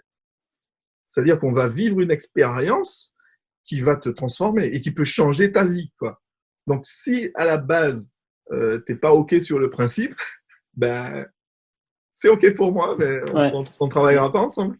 C'est un peu comme tout, c'est-à-dire qu'il faut, à un moment donné, c'est ce que moi je dis aussi sur mes clients, c'est faut que tu sois prêt à décider. Oui. Et je dirais même plus loin, c'est qu'il faut que tu décides à un moment donné et que tu sois cohérent. Parce que tu en entends plein, effectivement, qui disent ouais, j'ai pas les résultats, j'ai pas les machins, mais qu'est-ce que tu fais en place? Je travaille chez moi, comme tu dis, tu vas être très bon chez toi alors. C'est ça. Et c'est un truc que je retrouve très souvent dans la peinture, la notion de décision. C'est un truc que je retrouve beaucoup dans la peinture. C'est que, OK, là, je vais mettre du rouge. À côté, je vais mettre du bleu. Mais est-ce que le bleu, ça va avec le rouge? Est-ce que ce serait pas mieux du vert, etc. Déjà, si tu ne connais pas la technique, tu auras du mal à choisir. Mais au bout d'un moment, si tu réfléchis trop, tu ne choisiras pas. Donc, l'art, en général, c'est l'art de maîtriser les contrastes. Tu vois, pourquoi est-ce que tout le monde dit j'adore les couchers de soleil et personne ne dit j'adore les paysages pluvieux? Parce que quand il pleut, tout est gris. Il n'y a pas de contraste. Ouais. Quand il y en a un coucher de soleil, on voit vraiment le ciel se découper avec la montagne qui se découpe bien foncé et le soleil bien lumineux. Contraste. Donc, si on ne sait pas gérer ça ou si on ne veut pas gérer ça, voilà, ta vie ressemblera à un temps de pluie. Ouais. Ça, c'est une excellente image dans le sens où faut oser la différence. Le soleil a osé la différence. Il a mis ses couleurs. Absolument. Alors que la pluie, voilà, elle sera toujours la même. Parce que finalement, un coucher de soleil, c'est jamais pareil. Les couleurs changent tout le temps, Voilà. en fonction des nuages qui sont dans le ciel, en fonction de là où on se situe sur la planète. Enfin, c'est ça. En fait, l'idée d'oser être soi-même, c'est aussi l'idée d'oser sa différence, effectivement. Et c'est pour ça que je te disais tout à l'heure que les gens ont du mal à aller plus deep, à descendre dans le cœur. Les gens ont du mal. Parce que à partir du moment où je vais descendre dans le cœur, eh bien, il n'y a que moi qui ressens comme je ressens. Il n'y a que moi qui vibre comme il n'y a que mon cœur qui ressent cette chose-là de cette façon-là. Donc, différence. Et donc, je vais cacher ça parce que j'ai peur qu'on voit cette différence. Et si on voit trop cette différence, je vais me faire rejeter par le groupe. Voilà. On passe vraiment, il y a des gens qui passent la moitié de leur vie, voire toute leur vie, à essayer de fit in, de s'intégrer, de rentrer dans les codes. Et on a bien vu, surtout pour les hauts potentiels. Et je on a dirais, bien vu ce que ça donne. Et en fait, c'est vrai que je rebondis sur le haut potentiel parce que l'autre fois, j'ai écouté une conférence et il y a un truc qui m'a surpris et je me suis dit, ah oui, parce que un haut potentiel, finalement, c'est quelqu'un qui a des capacités naturelles sur certaines choses. Et finalement, qu'est-ce qu'on fait aujourd'hui? On prend ces personnes-là et on les met dans des écoles où ils vont apprendre à maîtriser ce qu'ils connaissent déjà. Mais alors que finalement, le gars il expliquait, mais si les hauts potentiels, leur gros défaut, justement, c'est la partie cœur. Et donc, si tu prenais ces gars-là, de toute façon, ils sont super bons dans ce qu'ils savent faire. Donc, ils vont savoir le faire. Mais si tu les mettais dans une école pour apprendre d'autres choses, pour apprendre à développer le côté relationnel, etc. Et finalement, on est tous un peu au potentiel dans cette façon-là, c'est que on adore aller dans ce qu'on sait faire, si on est bien, on est confortable, on est bien. Tu sais, je prends souvent l'image du grand-père qui est dans son fauteuil. Tu sais, ça fait 40 ans qu'il a le même fauteuil. Il est super défoncé. Il y a la forme des fesses, du dos, il y a tout. Mais c'est confort, quoi. Alors que quand le gars, il va aller acheter un autre canapé, mais maintenant, c'est trop dur. Mais au bout d'un certain temps, il va dire, ah, ouais, ah, c'est quand même mieux. Mais on parlait tout à l'heure de décision et moi je rajoute souvent aussi cette notion de responsabilité. C'est-à-dire qu'à un moment donné, je pense qu'il faut devenir responsable, mais responsable à 100%. C'est-à-dire pas dire ouais mais si je parle comme ça c'est la faute à Tati machin, si je me comporte comme ça c'est la faute à Bidu, c'est la faute à mon patron, à la femme, à l'extraterrestre, à tout ce qui passe en fait, mais jamais à soi. Alors qu'en fait, à un moment donné, ce sont des notions qui sont parfois difficiles à comprendre, surtout quand on pousse un peu. Bah oui, je suis pas responsable qu'il pleuve, quoi. Ou je suis pas responsable, il y a quelqu'un qui s'est fait renverser par une voiture, je suis pas responsable. Ou alors même moi, j'étais au volant de la voiture, je suis pas responsable. Il avait qu'à se mettre sur le trottoir. La question, très, très souvent, le truc, c'est que responsable, ça veut dire capable de réponse. Ça veut pas dire c'est ta faute. Non, mais on confond les deux. Et on confond les deux. Et souvent, les mots sont pervertis comme ça. C'est comme amour, c'est comme plein d'autres mots qu'on met dans, justement, on les met dans des boîtes et puis on prend ça comme acquis. En fait, responsable, ça veut dire je suis capable d'apporter une réponse. Donc, et ce que je dis à mes clients, artistes et entrepreneurs, je leur dis, mais en fait, imagine que tu sois la réponse. Tu es la réponse. Donc comment est-ce que tu vas aborder le problème ou comment tu vas aborder la question pour que justement apporter ta patte, ta couleur, ta façon de penser. Donc et ça peut vraiment, que ce soit en public ou en réunion ou peu importe, ça peut changer la vie des gens juste parce que tu as dit une petite phrase à laquelle personne n'avait pensé auparavant. Et il n'y a que toi qui pouvais la dire parce qu'il n'y a que toi qui as vécu ce que tu as vécu. Il n'y a que toi qui ressens comme tu ressens. On en parlait tout à l'heure. Et il n'y a que toi qui réfléchis comme tu réfléchis. Donc, si tu n'oses pas dire cette petite phrase, eh bien, il y a peut-être quelqu'un en face qui ne va pas repartir avec un cadeau magnifique. Tu sais, une fois, il y a un truc j'y pense souvent, parce que ça m'a frappé. Enfin, ça m'a secoué ce truc-là.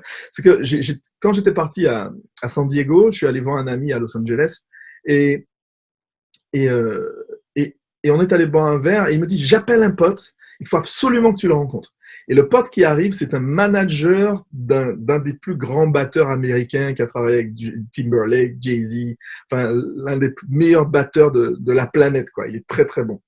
Et il me dit voilà. Je te présente Eddie parce qu'il est coach. Et tu m'avais parlé de ton batteur qui avait des problèmes. Et donc, le manager me parle et me dit, écoute, c'est génial que tu sois coach et batteur. Parce que lui, il sera plus amené à t'écouter, il y aura plus d'affinité entre vous. Ok, super.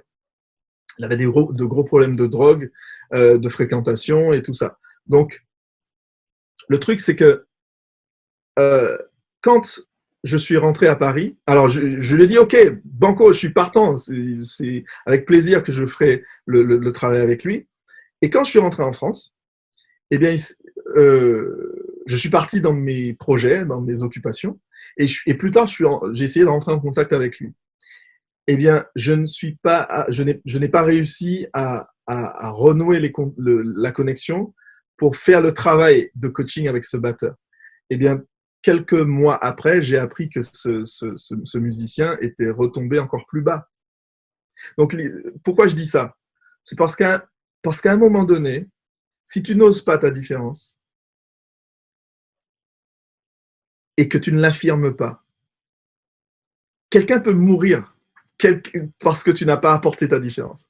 Quelqu'un peut tomber malade parce que tu n'as pas osé ouvrir la bouche. Quelqu'un peut être stressé et dériver dans sa vie juste parce que tu n'as pas osé. Tu sais, il y a un truc que je dis souvent, c'est que on parle souvent de négativité.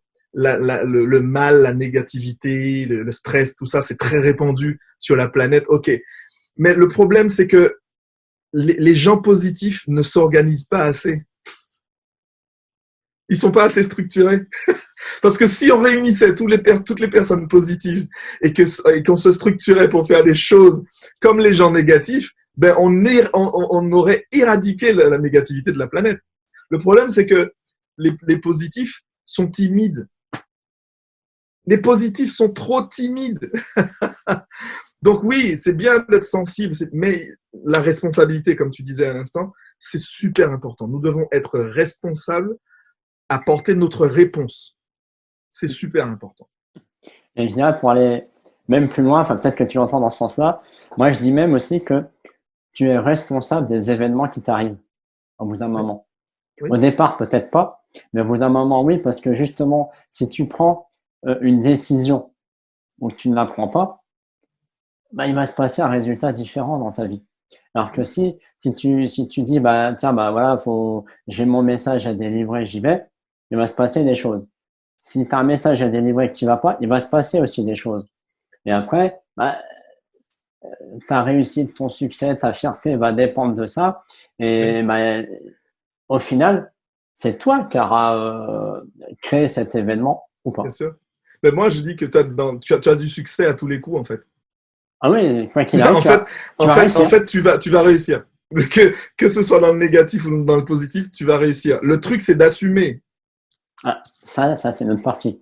C'est d'assumer. Parce que je peux pas, je vais aller un peu deep là, mais je peux pas taper ma femme, taper mes enfants, et puis le jour où la police débarque, dire, oh, mais qu'est-ce qui se passe? Hein? Tu peux pas considérer que ce que tu fais n'aura pas de conséquences.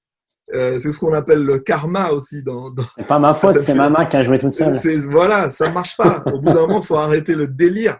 Ok, donc c'est ça l'idée. C'est est-ce que quand tu poses les cailloux, tu les poses dans le bon ordre, en sachant que ton objectif il est là-bas.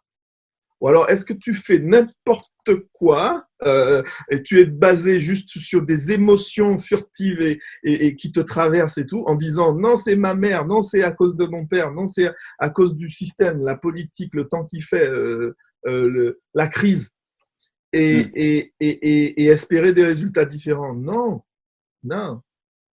Tu sais, il y a des gens qui sont lunatiques, okay, qui sont impactés. La lune agit sur leur système et ça agit sur leur humeur. Oui, bien sûr, mais ça agit sur moi aussi.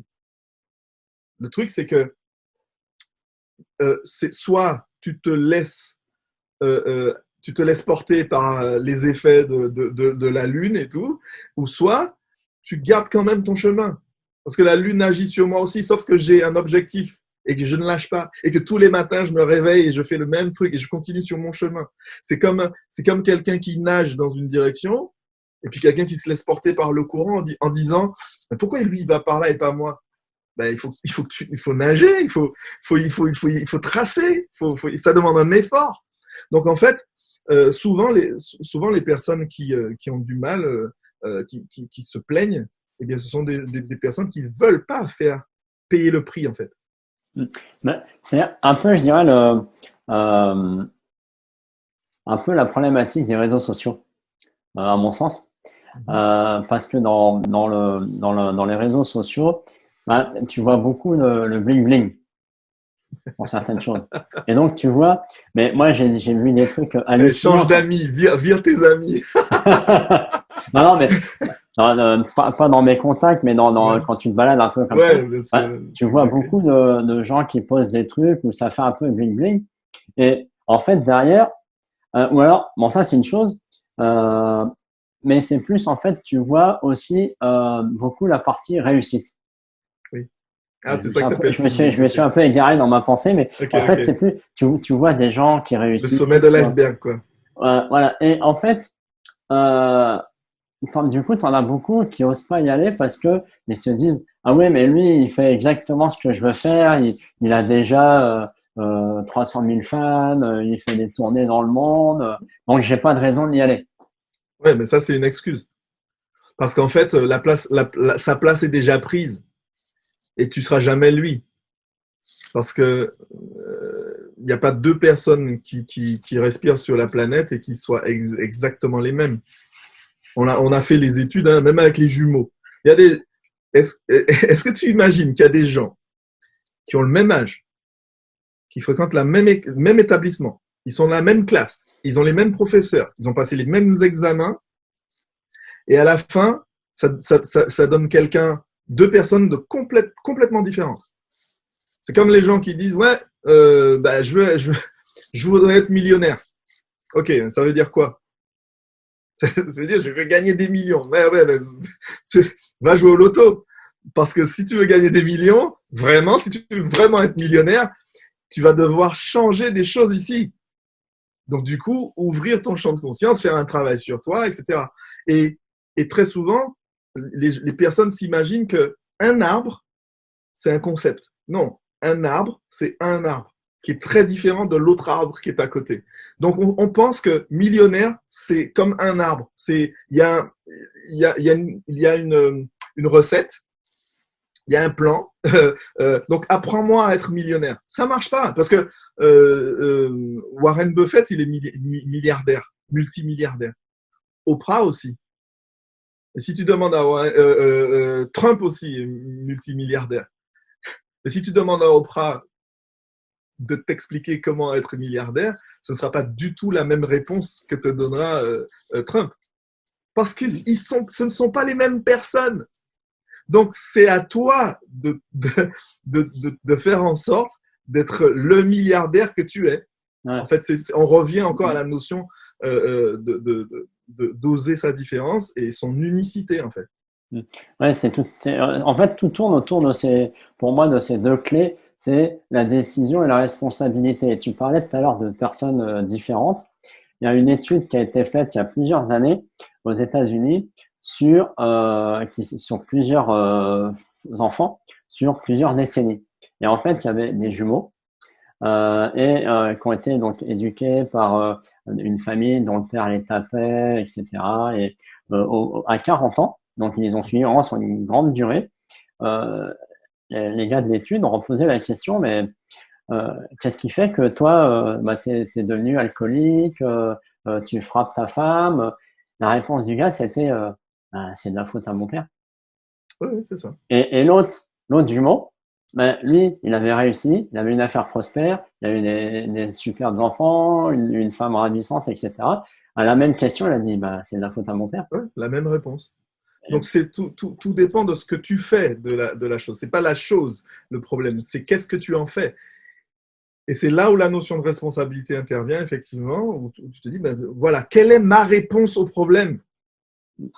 Quelle est ma réponse au problème? C'est pas quel est le problème qui a fait de moi ce que je suis. C'est qu'est-ce que moi j'apporte de moi, justement, pour changer le game, pour ne pas être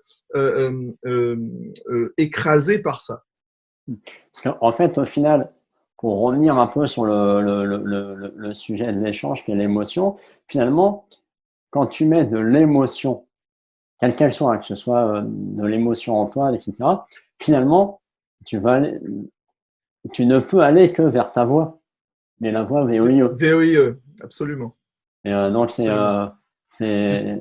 inévitable, en fait. C'est absolument. Et par contre, toutes les personnes qui réussissent, que j'ai croisées, que j'ai côtoyées dans ma vie, ce sont des personnes très souvent qui maîtrisent leurs émotions. C'est-à-dire que je vois clairement la différence entre un chanteur qui s'appelle Gino Wine, que j'ai accompagné, c'est un chanteur de R&B, un chanteur américain. Et à chaque fois qu'il entrait sur scène, il avait ce côté où il se mettait dans les loges et il était silencieux. Il ne parlait plus. Il revenait à l'intérieur de lui. Et quand on entrait sur scène, je voyais, comme j'étais souvent dans son dos, derrière lui, eh bien, je voyais la transformation. Au fur et à mesure qu'il avançait, je voyais le personnage qui rentrait sur scène, ses bras, sa démarche, tout se transformait jusqu'à ce qu'il arrive dans la lumière et que là, le concert commence. C'est juste extraordinaire de voir à quel point cet homme maîtrisait son corps, maîtrisait ses émotions et savait exactement ce qu'il faisait. Il y a des gens qui, quand on a tous vu Michael Jackson, par exemple. Quand il fait un mouvement et que la foule est en délire, il sait exactement ce qu'il fait. Ou quand James Brown fait un tour sur lui-même et tombe par terre et que son collègue lui amène sa cape pour se relever et tout. Ben tout ça, ça fait partie du jeu de scène, mais c'est maîtrisé. Donc, toutes les personnes à succès que j'ai croisées, ils maîtrisent leurs émotions. Et ils sont aussi maîtres. Donc voilà, c'est pour dire que ce n'est pas parce que quelque chose se passe devant moi que ça doit absolument m'impacter. Non. Et c'est ça qui est puissant chez eux.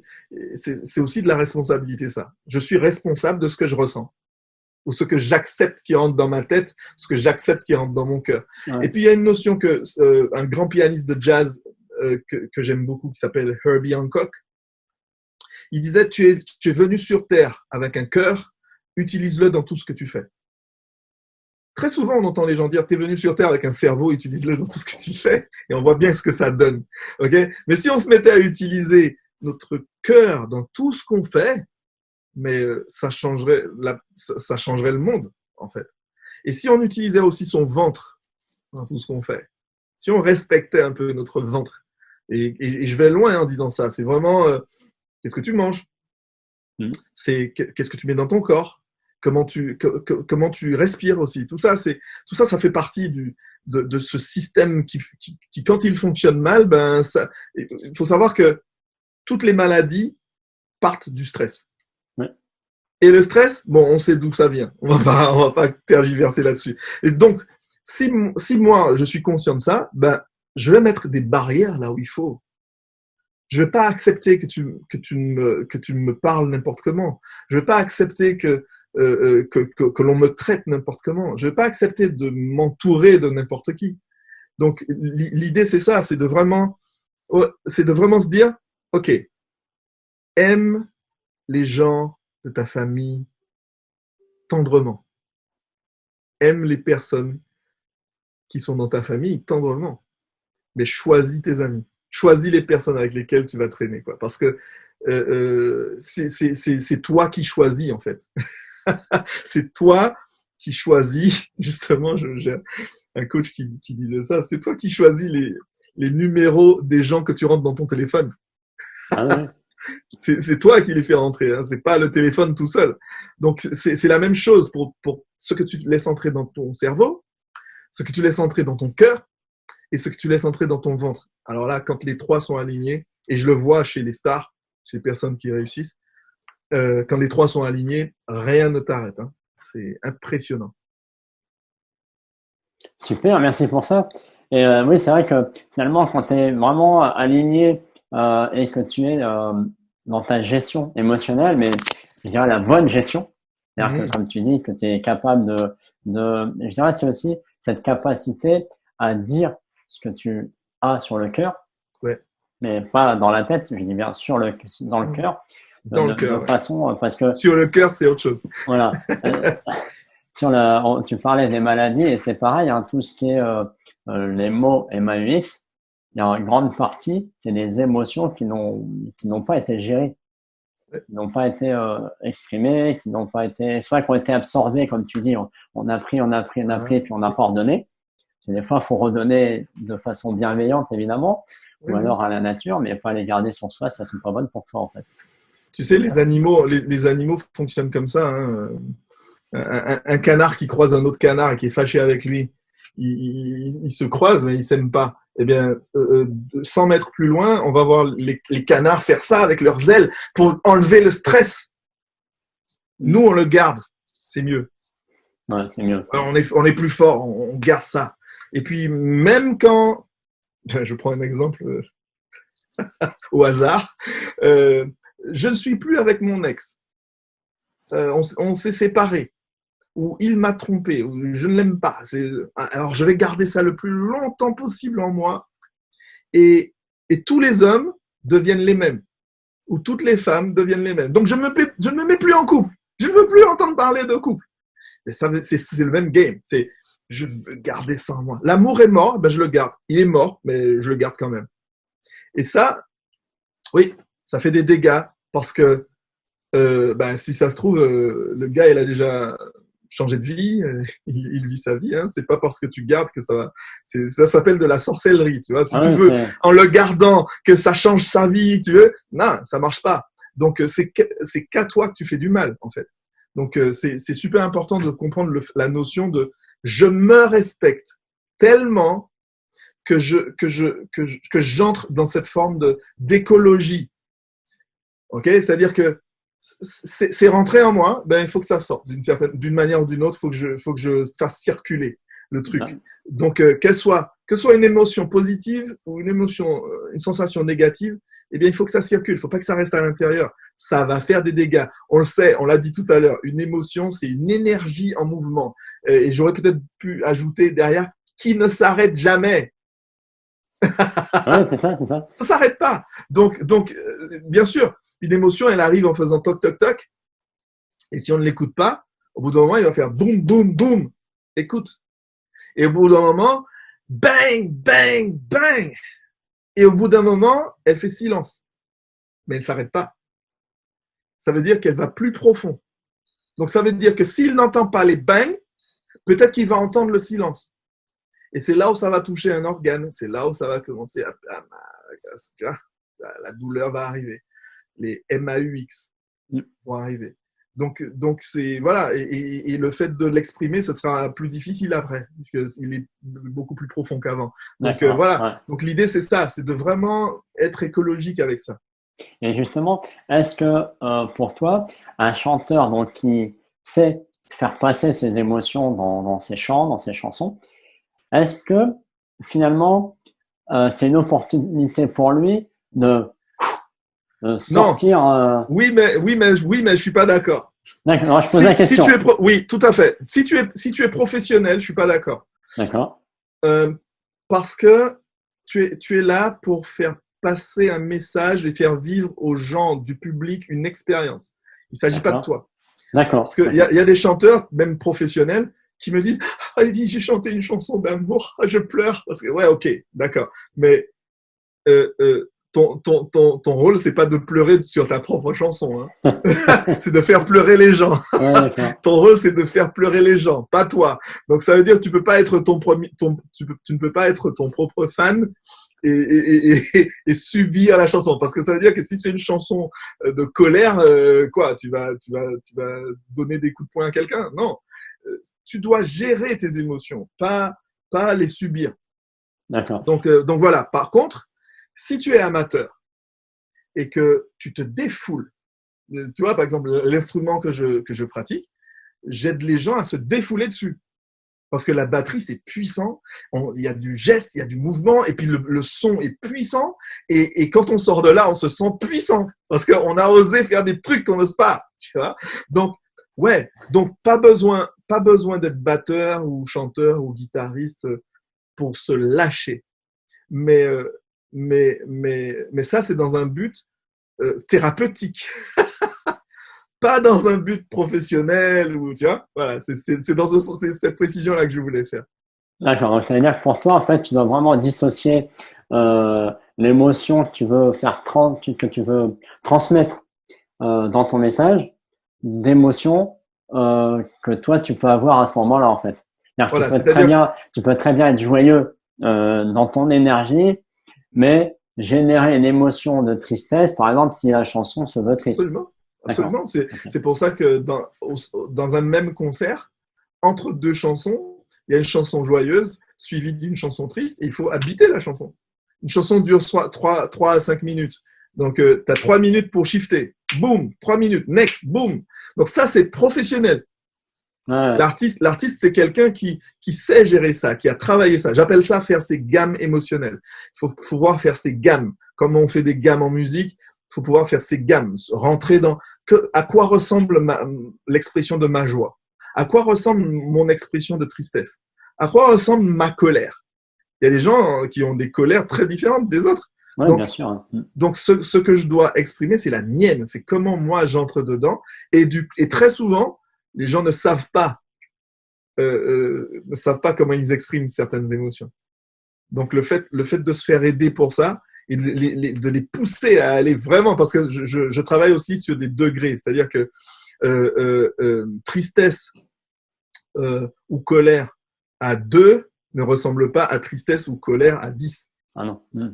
Eh oui, donc quand on monte le volume, eh bien, il y a une transformation qui se fait, il y a même une intégration du truc qui se fait. Et donc à force de travailler ça, eh bien, on arrive à un stade où on maîtrise. Et c'est pour ça que je dis à mes conférenciers, parfois, tu vois, dans le studio, on a travaillé de 2 à 10. T'es pas obligé d'aller jusqu'à 10 en situation. Parce que le public, tu veux pas le brûler. Ouais, c'est ça, tu vas le cramer là, sinon.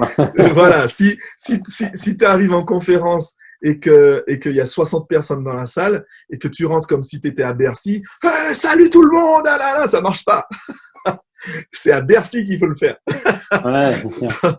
Voilà, donc c'est ça l'idée, c'est toujours s'adapter à la pièce, au public et rester connecté à soi et faire ses gammes. Et c'est vrai que je reprends ce que tu disais justement, le savoir où t'en es. Moi, c'est ce que je fais aussi par rapport à mon accompagnement, c'est toujours prendre la mesure.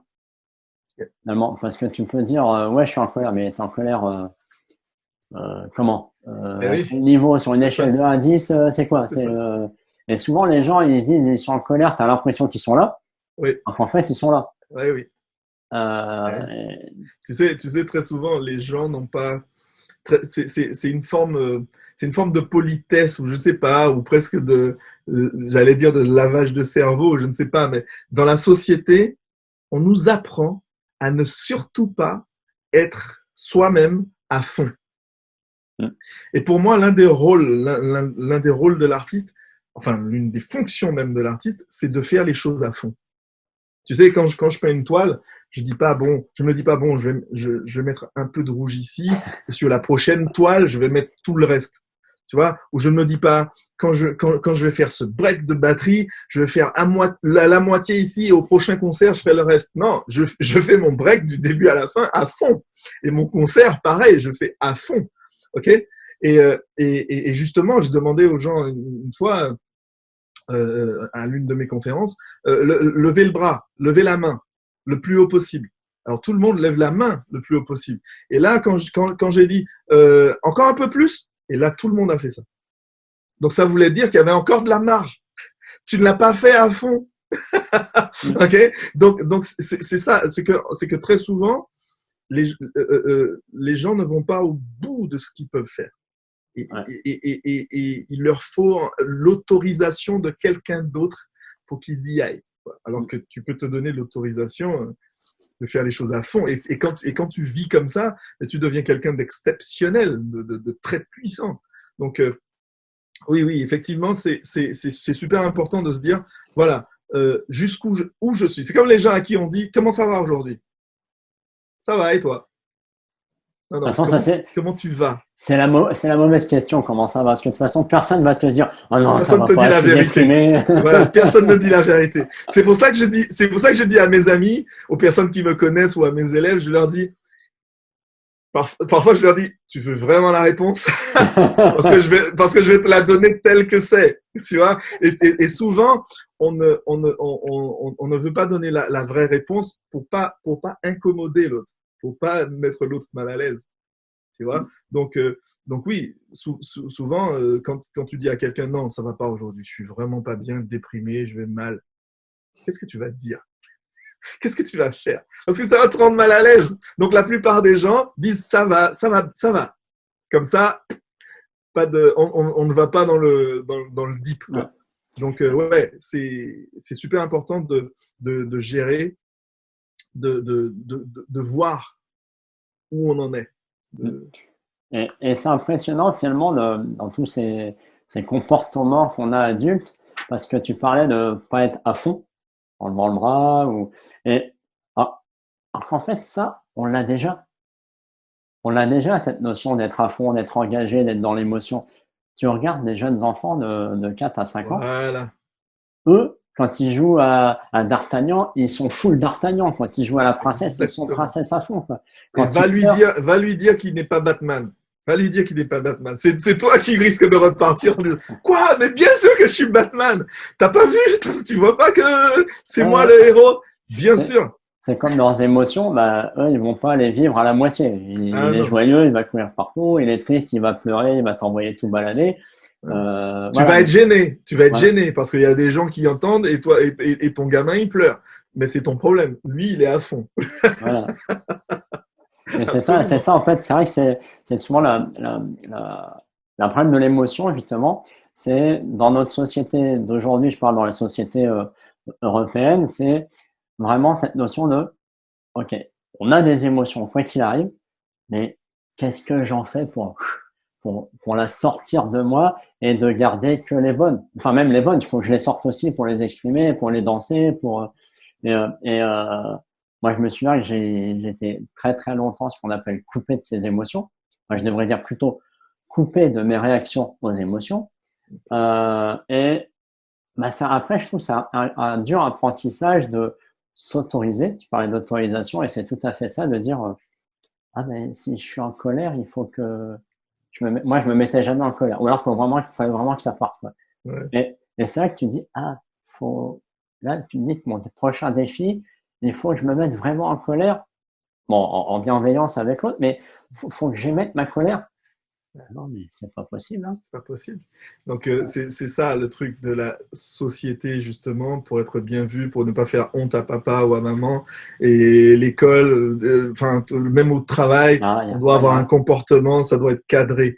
Donc, en fait, le truc, c'est que j'ai même eu une fois un jeune qui est venu me voir après une de mes conférences et qui m'a dit, excusez-moi, monsieur, je voulais vous poser une question.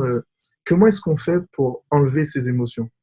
Je dis quoi? Ah, pas Il voulait possible. ne plus avoir affaire aux émotions, parce que ça lui mettait des bâtons dans les roues, quoi, ce truc-là. Je lui ai dit, mais en fait, le truc, c'est que tu ne pourras jamais t'en défaire. Et heureusement que tu en as. Et d'ailleurs, les émotions dites positives et les émotions dites négatives, eh ben, on a besoin des deux. Sinon, on ne pourrait pas survivre. La race humaine aurait déjà disparu de la planète, de la surface de la planète, depuis longtemps. Non, t'es un Donc, zombie quoi. eh ben, ou t'es un zombie, voilà, t'es électrocardiogramme plat. Donc c'est important de comprendre une chose, c'est que une émotion, c'est un messager. Un messager, si tu lui claques la porte au nez et que tu le renvoies, eh bien, il va revenir plus fort. Mm. Ok? Donc, il te demande juste une chose. Écoute-moi. Écoute ce que j'ai à te dire. C'est tout. Et très souvent, j'ai des moments où, oui, je suis mal, je suis pas bien, je traverse une période difficile. Eh bien, je me mets là et j'écoute. C'est douloureux, ça me fait pleurer, je pleure. Je m'empêche de pleurer, je refuse d'écouter, je contracte ça en moi, ben, il va se passer un truc dans les prochains mois qui va faire plus mal encore. Tu vois? Donc oui, c'est ce que je dis souvent, c'est juste écoute tes émotions. Et ensuite, et bien sûr, si tu as besoin d'aide pour le faire, ben, travaille avec quelqu'un pour ça. Mais c'est super important de s'exprimer. Parce que, comme tu l'avais vu avec moi sûrement, c'est qu'il y a la notion d'expression, mettre la pression à l'extérieur. Il y a la notion d'impression. Impression, ça reste à l'intérieur. Et puis, il y a la notion de dépression. Et là, c'est je sors du game. C'est comme si je n'étais plus dans la vie. Comme on débouche une bouteille, j'enlève le bouchon, et ben je sors, je m'enlève de la vie. Et Mm. là, le game est complètement différent. Hein, parce que tu sais ce que ça donne, live à l'envers, ça donne evil. Donc quand je sors dans la vie et que je me mets à l'envers de la vie, ben, je suis dans l'enfer. Mm. C'est clair. Donc l'idée, c'est avant enfin, pour pas en arriver là, de se dire, bon voilà, c'est un flux et reflux, c'est une respiration, c'est rentré, il faut que ça sorte. Voilà, et ça doit circuler. Je reste à l'écoute. Qu'est-ce qui se passe? Et du coup, j'ai mes rituels, mes habitudes qui me maintiennent dans une direction parce que je commence à comprendre, à connaître ma personnalité, à comprendre comment je fonctionne, eh bien, je vais designer ma vie pour que ça aille dans mon sens et que je ne sois pas perturbé par des trucs qui me traversent et tout. Donc, tout ça, ça part d'un entraînement régulier qui fait que, bon, voilà, on a la vie que l'on a. On a la vie qu'on mérite parce qu'on travaille dessus. Mais c'est vrai que les émotions, c'est ce que je dis, moi, il faut vraiment s'autoriser à vivre ces émotions. Et moi, je dis que les émotions, finalement, sont notre GPS interne, parce qu'elles sont là, justement, pour te guider dans la vie. Elles sont là aussi pour te transmettre l'intuition. Parce que si tu n'as pas d'émotion, forcément, tu n'as plus d'intuition. Puisque l'intuition naît des émotions que tu ressens et par les expériences cumulées, en fait. Donc, tout ça, c'est vrai que tant qu'on n'arrive pas à s'autoriser à vivre ces émotions, et je me souviens d'une phrase qui m'avait frappé, d'une maman qui dit à sa gamine, non, non, arrête de rire, tu peux pas rire, il y a des gens tristes dans la vie. What? Et donc, t'imagines le gamin qui casse ça plusieurs fois à répétition, bah lui, après, sa croyance, c'est faut surtout pas être joyeux dans la vie. Ouais, c'est terrible. Bonjour la vie qui va vivre. Hein. Ben oui. Mais malheureusement, c'est qu'il faut aussi s'autoriser à s'enlever les croyances acquises par tous les gens qui nous ont, comment dire, je vais le dire crûment, endoctrinés d'une certaine façon, puisque ils l'ont fait. C'est-à-dire que c'est ta responsabilité aussi. Ouais. C'est-à-dire ça fait partie de ce dont on parlait tout à l'heure. C'est-à-dire qu'est-ce que tu vas en faire? Est-ce que tu vas utiliser ça comme un tremplin, comme une force pour devenir d'une personne volontairement positive, ou est-ce que tu vas te laisser écraser par ça? Tu sais, c'est pareil pour les pères qui disent à leurs garçons tu ne dois pas pleurer, tu es un homme. Et bien voilà un garçon qui ne pleurera pas de joie, qui ne pleurera pas de bonheur, qui ne pleurera pas de plaisir non plus. Et c'est ça, on oublie que une émotion, en fait, une émotion, c'est une énergie en mouvement. C'est pas un label en mouvement. C'est nous qui mettons le label. On met peur. Tu sais, je travaille ça beaucoup avec mes conférenciers. Je leur dis, quelle est la différence entre le trac et l'excitation? Quand tu vas rentrer sur scène, tu as le trac. Tu sens dans ton corps les choses qui se passent dans ta gorge, la bouche sèche. Tu sens que ça. Eh bien, quand tu es excité, c'est pareil. Tu as les mêmes symptômes. Alors, qu'est-ce qui te fait dire que ça, c'est du trac et ça, c'est de l'excitation? Alors que ton corps vibre de la même manière. Eh bien, c'est l'objectif. C'est l'expectation, j'ai le mot en anglais. C'est qu'en fait, ton intention est positive. Et là, ça te fait peur. Ton intention est négative. Mais physiquement, il se passe exactement la même chose. Donc, l'émotion, c'est justement une énergie qui te traverse, que tu ne sais, qui n'a pas de nom. Mais c'est par rapport à ce que tu aimes ou que tu n'aimes pas, qui fait que tu lui donnes un nom. Et tu vas appeler ça, voilà. Bon, bien sûr, l'expérience que tu vas vivre, elle n'est pas agréable, bien sûr. Mais l'émotion qui te traverse, c'est souvent les mêmes trucs qui bougent. Hein. C'est ce que tu en fais, en fait. C'est ce que tu en fais. Voilà. Ok, super. Bah, Eddy, je te propose qu'on s'apprête à faire la conclusion. Allez, ça marche. Donc, moi, ce que je vais faire la mienne, puis je te laisserai conclure un peu sur cette notion des émotions, d'exprimer ses émotions. Moi, je dirais que j'ai retenu un peu ce que tu disais, c'est que finalement, pour aller dans ces émotions, quel que soit l'objectif que tu as, c'est connais-toi. Donc, qui tu es, c'est qu'est-ce que tu veux faire de ta vie, qu'est-ce que tu veux faire pour les autres aussi, pour avoir un truc plus grand que toi.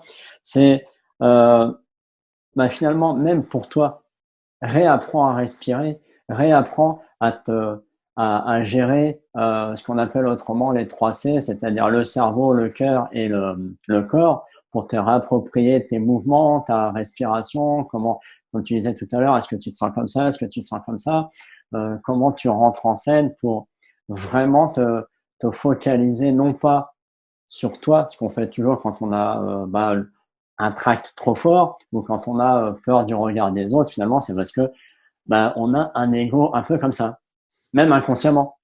Hein. Et du coup, quand tu te focalises pour quelque chose de plus grand, sur le bonheur que tu vas apporter aux autres, le message, même si c'est un message de tristesse, il y a un message à passer et il faut le faire passer. Et peu importe ce qu'il y a derrière, du moment que tu es en accord avec toi-même et bienveillant. Et c'est vrai que finalement, vivre ses émotions, c'est devenir quelqu'un de vivant, quelqu'un qui est vivant. Mais je dirais pour les émotions, moi j'aime bien dire que c'est des émotions agréables ou désagréables, parce que toutes sont utiles, comme tu l'as bien dit.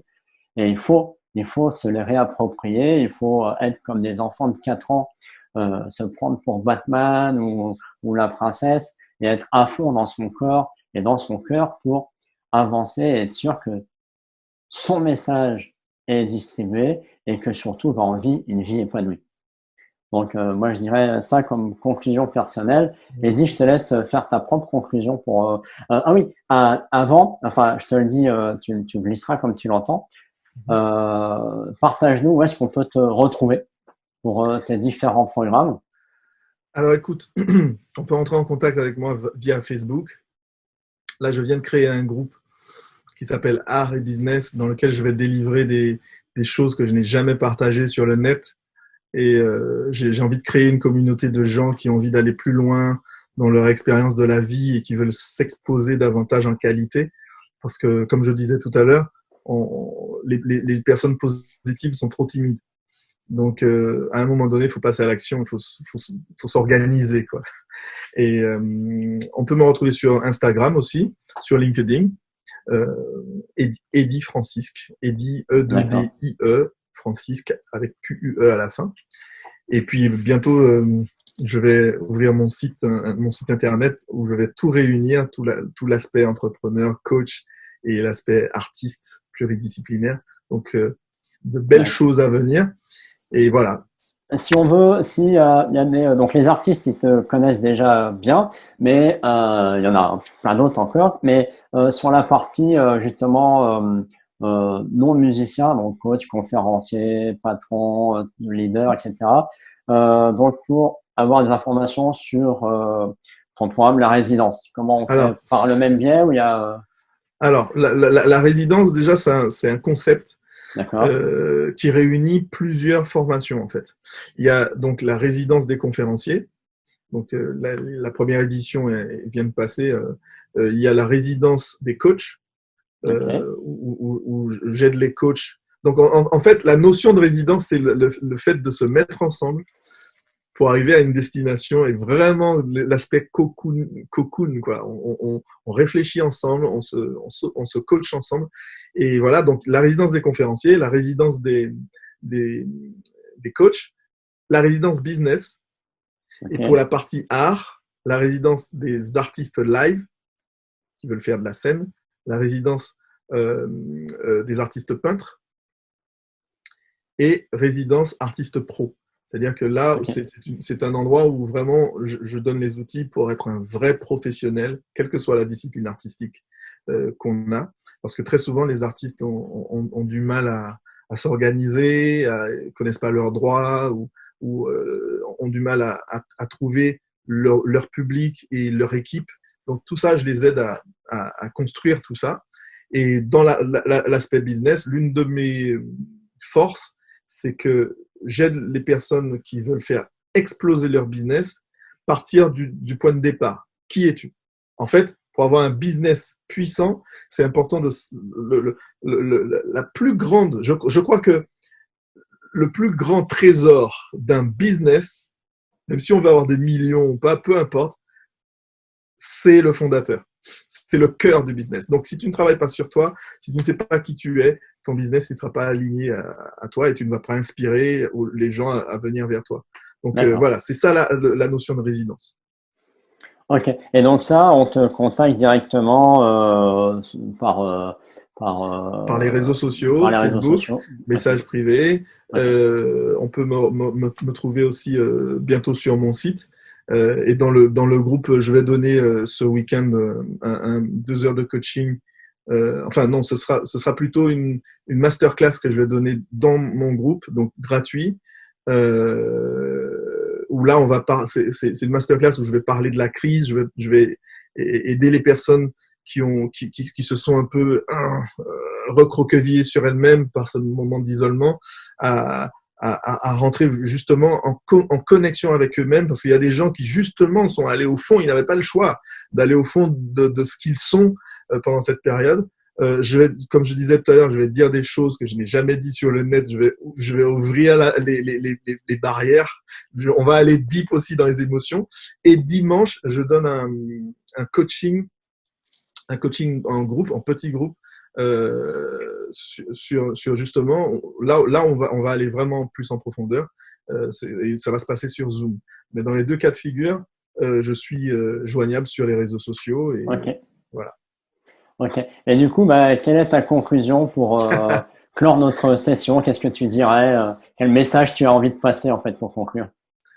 Alors, je dirais que, comme tout à l'heure, en fait, tes émotions n'ont pas besoin d'être jugées. Même pas nécessaire de mettre un label dessus. Pas besoin de savoir que ça s'appelle triste, gai. Voilà. C'est juste ce qu'elle te demande, c'est de juste les écouter, être à l'écoute de ce qui se passe et les laisser faire leur chemin. Voilà.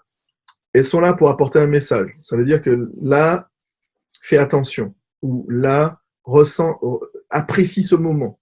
C'est important pour toi d'apprécier ce moment. Vis-le à fond. Et ne sous-estime pas tes émotions, parce que ça fait partie de la personne que tu es.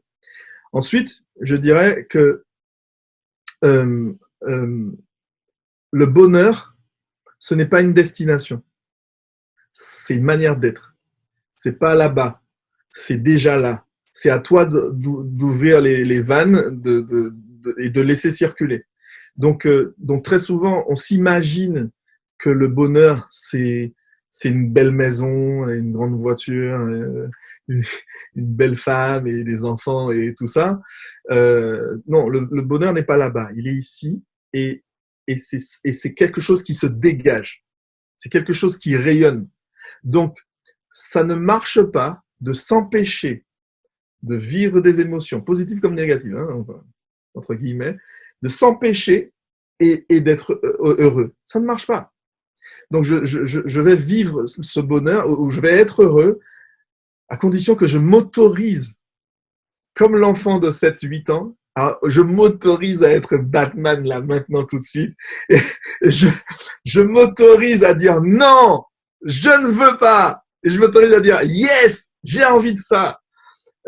Et peu importe ce que les autres vont penser, parce qu'éventuellement, je dis bien éventuellement, je vais inspirer quelqu'un. Et je vais inspirer quelqu'un pour de vrai. Et c'est ça qui compte en fait. Et in spirit, c'est-à-dire je vais permettre à quelqu'un, voilà, d'être vraiment lui-même dans son esprit et incarner son corps. Donc, je finirai en disant que nous sommes des êtres spirituels venus vivre une expérience humaine sur Terre.